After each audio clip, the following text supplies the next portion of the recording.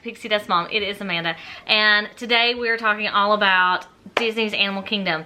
I adore Animal Kingdom Park. I know some people do park hoppers, and so they feel like Animal Kingdom is a half-day park, and so they'll go there in the morning and then they'll hop somewhere else. And some people that if they are doing, you know, full days in the park, sometimes they skip Animal Kingdom because they don't feel like it's a full day park. But I believe it's a full day park. So today we're just going to talk about how to make Animal Kingdom your full park day. So Animal Kingdom Park was opened in 1998 on April 22nd. It opened on Earth Day. It is a very unique park because it's not like your typical theme park. It's almost like a zoo in a park. But it also has the theming in each of the areas that's just incredible. It has amazing wildlife. You can see so many animals here, and that's, I guess, part of why I love it, because I love to go around and see all the animals. And the attractions that are there, you're in the story, you know, and that's what Disney Imagineering and Disney is all about, is putting yourself in those stories. So using what I'm going to give you today, it should maximize your time in the park and allow you to see all of the great things that Animal Kingdom has to offer you and your family on your vacation. So when you first get to Animal Kingdom in the morning, you want to try to arrive well before park opening. So at least like 30 to 60 minutes before park opening. If you are a resort guest, you get in 30 minutes. You get to get on attractions inside the park 30 minutes before everybody else. So I recommend getting there as quickly, you know, as early as you can.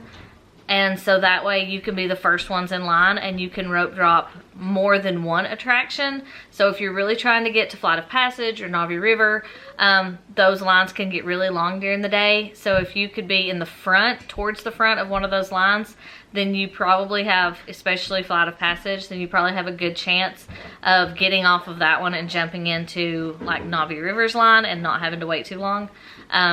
So just saying about that. So arrive early to Animal Kingdom. It is one of the earliest parks to open, so getting there early can be really hard. I think we got there at like, we got on the bus to get there at like 6:45 on our last trip. So, but we were really one of the first ones on Navi River that morning. My youngest couldn't ride Flight of Passage, so we just got in line for Navi River for rope drop. But anyway, so if you are going to do Lightning Lanes, I recommend Lightning Lane single pass for Animal Kingdom. I don't think multi-pass is as effective or as needed unless you're planning to hop to another park and you want to use it there. If you're going to get Lightning Lane for any ride, I would recommend getting Flight of Passage. So that way you can rope drop Navi River and you have your Flight of Passage Lightning Lane for the morning or later on in the day, however you want to choose your time, or depending on what's available when you book it. So that's what I would do, is Lightning Lane, single pass, Flight of Passage, and then rope drop Navi River. And that should take care of two of the longest lines. The other thing you want to look at is once you get done with whatever you're gonna do in Pandora, I would head over next to Kilimanjaro Safari. The animals are most active in the morning and in the evening. In the middle of the day when it's really hot in the, you know, spring, summer, fall, the animals are not as active unless it's like raining. If it's raining, then they are more active. But if it's really hot, then most of the time they're trying to find somewhere cool to be. So I really recommend the safari in the morning and in the evening. If you could do both, there's different animals out at different times, and even if you went on the safari like over and over again all day, you're gonna get a different experience every time because they're live animals. It's not like Jungle Cruise where it's like the same thing just depending on your skipper. It's like the animals are gonna be moving, so you don't know what you're gonna see or what's gonna happen. So those are like the early morning rope drop must-dos, is Pandora and then go to the safari. The safari is not open for early entry, so once you get done with Pandora, you can go over there and the line still is not going to be very long. That's my recommendations for morning. Now, once you get past that super early morning time, I would say after you've done Pandora and the safari, then I would move on and maybe hit up one of the animal trails. So if you're coming off of the safari, the Gorilla Falls Exploration Trail and the Maharaja Jungle Trek are not too far away. So you might want to pick one of those and go ahead and walk through them. A lot of times there's nobody in there, especially in the mornings, because a lot of people are, you know, trying to get the rides in the morning. And so it can be a really good time to go through those trails. I also like to grab a snack. You can go to Pongu Pongu if you're still in Pandora. They have the Pineapple Olympias. They have the Night Blossom.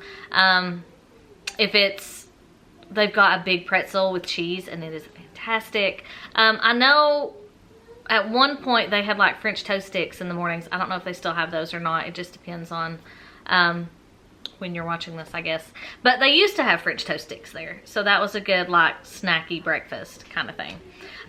We like to go to Joffrey's and get coffee and frosted donuts. That's kind of our tradition when we go to Animal Kingdom. We hit up Joffrey's and get donuts. It's okay. So you can take those through the animal trails with you, so you can kind of meander and snack your way around through there.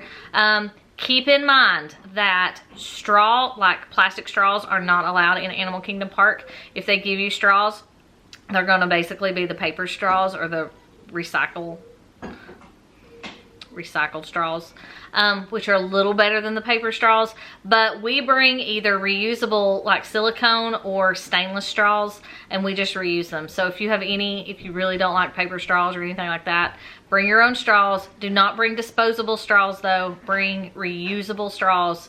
That way you can keep them. Just go to the water fountain or restroom or something and wash them out. Or take your water bottle and, you know, rinse them out, whatever. But if you don't like paper straws, that's a big tip, is bring your own reusable straws from home. Highly recommend it. And I will leave the silicone ones and the stainless ones that we have in the description box.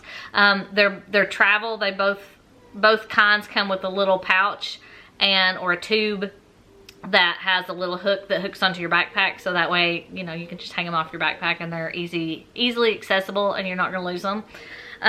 So check in the description box and I will leave those down there. The other thing, so check out one of the trails, grab a snack, something quick for breakfast. There is also the Kusafiri coffee shop that you could also go to. Creature Comforts is the Starbucks in Animal Kingdom Park, so, you know, if you're a Starbucks person, you can always go there. There's not usually a lot open for breakfast in any of the parks. A lot of them don't start opening until they start serving lunch. So just check your My Disney app for, you know, what's available at that time. The other thing you can do during your late morning is start doing like character sightings. So when you're anytime you're going over water, over one of the bridges or something, check the rivers, because a lot of times they still do the flotillas, which usually they're playing music and they'll come through and they'll have different characters. You might see Pocahontas, you might see Rafiki, you might see Goofy and Pluto, you might see, there's a lot of different characters that you can see through there. And they'll just ride by and wave and you can holler at them and stuff like that. So it's really fun. Also, you could see Moana is there. Kevin walks around, so sometimes you could see Kevin. Divine is one that you will only see, and, you know, she doesn't talk or anything. You just see her. Russell and Doug, Pocahontas, Mickey and Minnie in their adventure outfits, you can meet them. You can also, for the time being, until Dino Land is completely shut down, you can still see Daisy and Donald and Chip and Dale in their dino outfits. And sometimes you can see Launchpad. I don't know if Launchpad is still there.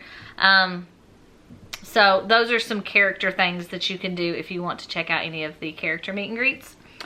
At this point, you've done some rides, you've done some animal sighting, and you've done some character sightings, and so you've kind of had a little bit, and you're probably getting hungry. You're probably ready for lunch. So if you are looking for a quick service lunch, something that you can just grab and eat and go, and it's not going to take you too long, I have 2 recommendations: Satuli Canteen or Flame Tree Barbecue. I like both of them. I've eaten both of them numerous times, and so those are kind of my 2 highest recommended. We've ate at Restaurantosaurus.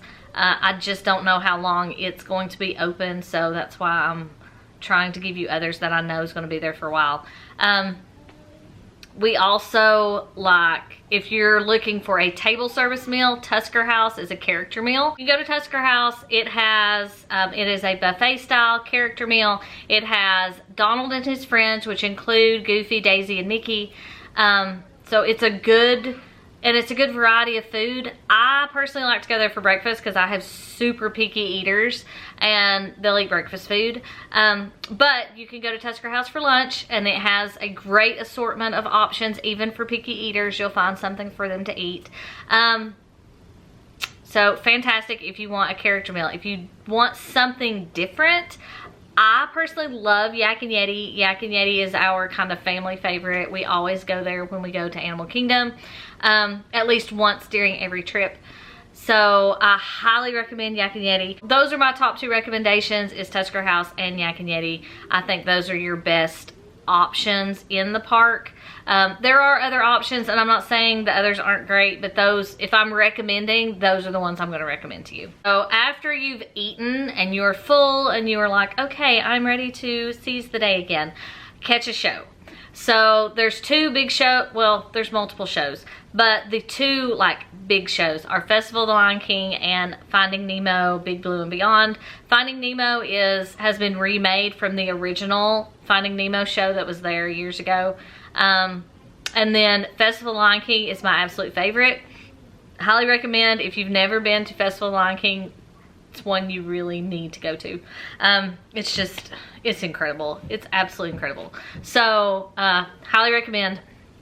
And then there's also there's a bird show. When you get done with your show, you can always go and catch the other one. Really pay attention to show times though, because the shows are only offered at certain times during the day. So in the morning, kind of check the times guide and have a good idea of how you're going to fit what shows you want to watch into your day. You may want to hit one in the morning before lunch. You may want to get one after lunch, or you may want to do them both after lunch, or just do one or the other. It's kind of up to you and your family. And you know, if you have really little ones and think they're going to have a hard time watching, that's why I say Festival of the Lion King is really great, because it really holds their attention for all of the songs and all of the stuff you're watching. It just keeps your attention. So after you do that, I would recommend just kind of walking around and exploring. Discovery Island has trails and animals all through it. You can go back over into Pandora and just walk around and look at all the stuff. Whichever trail, the Maharaja or the Gorilla Falls, whichever one you didn't do in the morning, you could go and do the other one now. There's so many animals and things to see and look at. And you could walk through, on Discovery Island, you walk basically under the Tree of Life through the trails and stuff. You can see all of the carvings in it, and it's just beautiful. It's just beautiful. So do that. In the afternoon, so after you've made it through lunch and your shows and you're meandering through Discovery Island, in your afternoon, go to Expedition Everest. It doesn't always get a super long line. If you have a party and that's, you know, that you don't care to split up, they usually have the single rider line open. That means you're not going to get to sit with your party, but it's shorter than the regular standby line. So, and if the line is long, give it a little time, just wait a little while, and the line will probably go down, because usually Everest doesn't keep a super long line. Next, I recommend going back to Dinosaur while it's still there.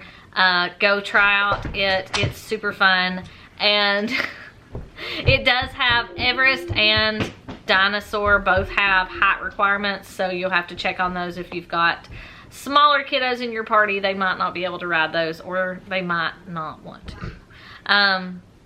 Dinosaur is a dark ride, so it can kind of scare little ones. So, you know your kids, so kind of just proceed with caution there. It's not too bad, really. But just to say that, watch some ride throughs on YouTube and see how you think your child will acclimate to the experience. After you've ridden Dinosaur, go back to Rafiki's, to the Wildlife Express train, and ride out to Rafiki's Planet Watch. There is a petting zoo out there. There is the animation experience, which is where a Disney Imagineer will teach you how to draw a Disney character. It's about 30 minutes, so just be aware of that. And the Wildlife Express train only runs between like 9:30 in the morning till I think like 4:30, 5 o'clock in the evening. So animation experience, petting zoo. Once you've done all those, sometimes they'll have like a thing out there where you can watch like them taking care of the animals, or doing a procedure or something on one of the animals. And so you might be able to see that, but that's kind of, here, it's not guaranteed that that's going to be there. But the other two are always there, so you can go check those out and then ride back to the main part of the park. The only way to get out there is the train, though. You can't just walk out there and walk back. All right, so after you have left the Rafiki's Planet Watch and you've made it back to the park, you might want to be thinking about dinner. So there's two options here. Not two options, but here's some thoughts. So for dinner, obviously anything that I've recommended up to this point is fair game. If you didn't try any of those for lunch or for your like morning snack or something, then you could grab those now. Nomad Lounge is a good option. It is the lounge next to Tiffin's, which is the signature dining location. It has small plates and drinks and everything, and it is very relaxed, very laid back. For Nomad Lounge, however, you will probably need to get on the wait list, because normally it opens, I think, at 11, and the wait list can get full. So if you are wanting to do Nomad Lounge, I do recommend going earlier in the day and putting your name on the wait list, so that when your name comes up, you'll be ready to go in and eat something. Other options, you could now go to Flame Tree Barbecue if you did Satuli Canteen earlier. Go somewhere great to eat, because it's Animal Kingdom. I love Flame Tree because of all the seating there. There are, like when you first go to Flame Tree, you see like this like covered section that you can go up and sit at. There are tons of other seating at Flame Tree Barbecue. You just have to keep going, like meandering down the hill and stuff, and there's seating all over the place. So meander around, find a good seat. The food's really great, and if it's hot, most of it is uncovered. There are some covered areas, but a lot of it is like there's trees and stuff to give a little bit of shade and maybe hopefully some breeze. So keep that in mind.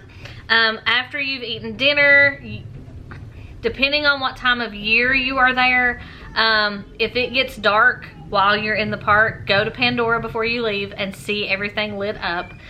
Most of the time when I'm there, it's too light to see it. So if you're there in the wintertime when you can go in and it's dark, make sure to go to Pandora and see all of the experience it at night in the dark, because not a lot of people get to do that, because most of the time where Animal Kingdom closes early, it's still daylight when it closes, and you don't get to see that. So the other thing, if it's dark, is to see the Tree of Life Awakenings, where you can see the light show on the Tree of Life, which is really cool. Again, if it's daylight when the park closes, you're not going to be able to see that either, which is really disappointing, because it's really cool. It's like super cool. So that's kind of how I would pace my day. I would try to hit and get my Pandora rides done first and my safari. If you have more time during the day, I would ride the safari, like Kilimanjaro Safari again.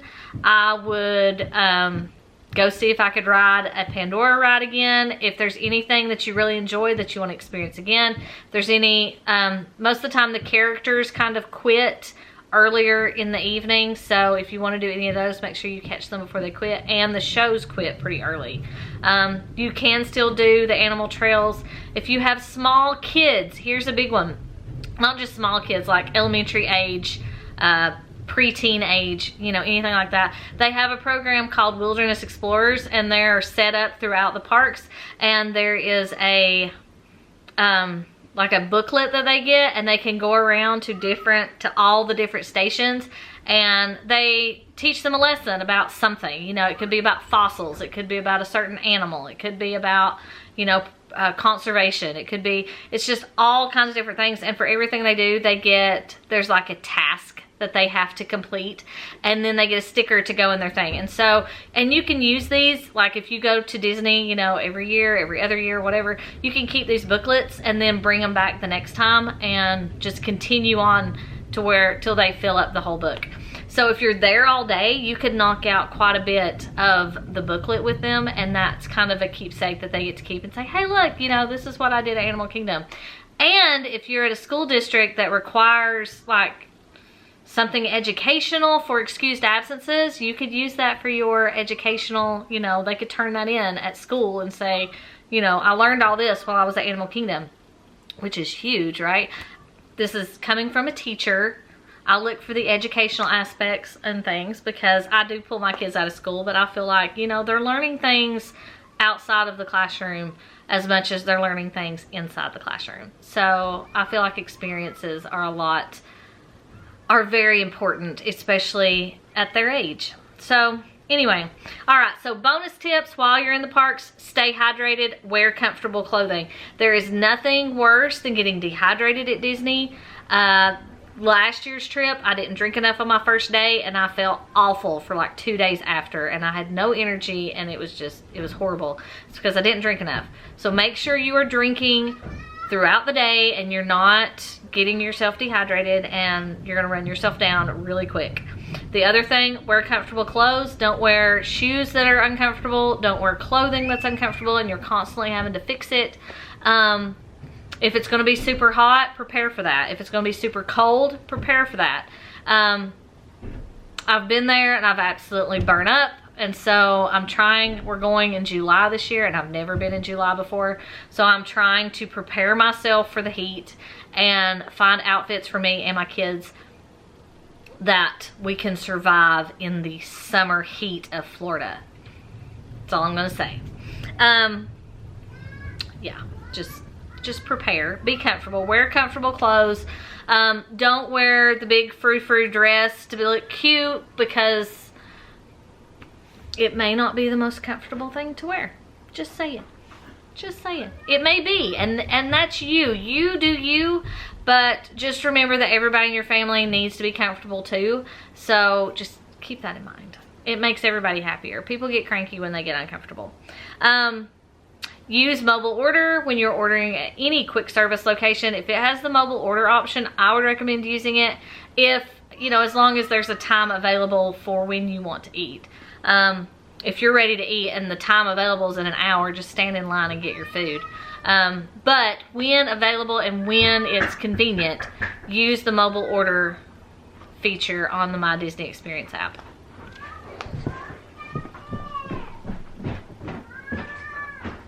What? It's cold out. I know! You're the one who wanted to go out. I want to stay in the basement with Piper. Piper will be back in a few minutes. Piper's working out and does not need you down there. Now, I'm finishing this. I don't want to. Hey! I'm working. I need you to be quiet. I don't want to leave the bunny. Okay. Okay.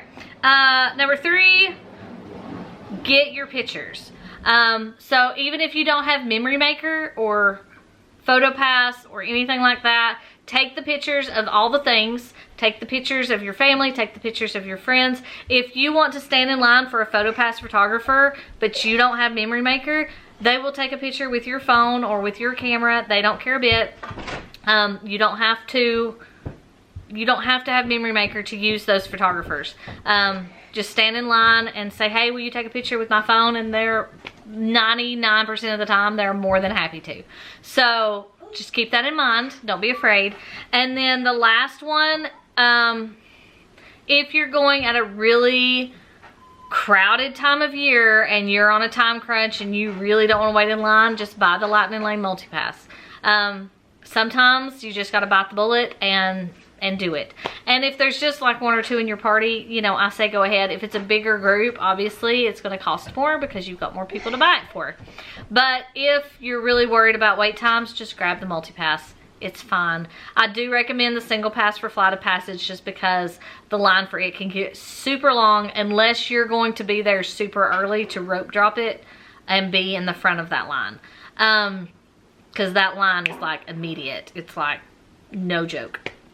So in conclusion to your day at Animal Kingdom, I don't think you should be in a rush. I think you should meander and take your time and enjoy it because it really is like the most laid back park at Walt Disney World, and you should treat it as such and just enjoy the ambiance and the just all the things. Just take it all in. Just walk through Africa and take it all in, and walk through Asia and take it all in. All the little details that they've put in. It's just incredible. What I want you to do right now is in the comments, I want you to tell me what your favorite thing to do at Animal Kingdom is. It may be Nomad Lounge. It may be walking through the trails. It may be Expedition Everest. It may be the safari. The safari is my personal favorite. I love to walk through the trails. I love just anything with the animals, really. So leave it in the comments what your favorite thing to do in Animal Kingdom. Absolute favorite. If you enjoyed this video and want to see one maybe for the other parks on how to, you know, kind of pace your day through the other parks, give me a thumbs up so that way I can know that this video was helpful and that you would like to see more. I love talking about Disney, so I could do this all day. And then if you need help planning your Disney vacation, my information is in the description box. You can email me at agreen@magicalworldvacations.com. There is a quote form down there too. You can fill it out and I will get back to you as soon as possible, usually within 24 hours, with a quote or requesting more information if I need more to put your quote together. So just give me all the information you can in the quote form, or when you send the email, just we'll go back and forth. We will figure it out, and the quotes are free. Planning is free when you book your trip with me, so it's no extra cost to you, and you get me to answer all your questions and to help you do all the things.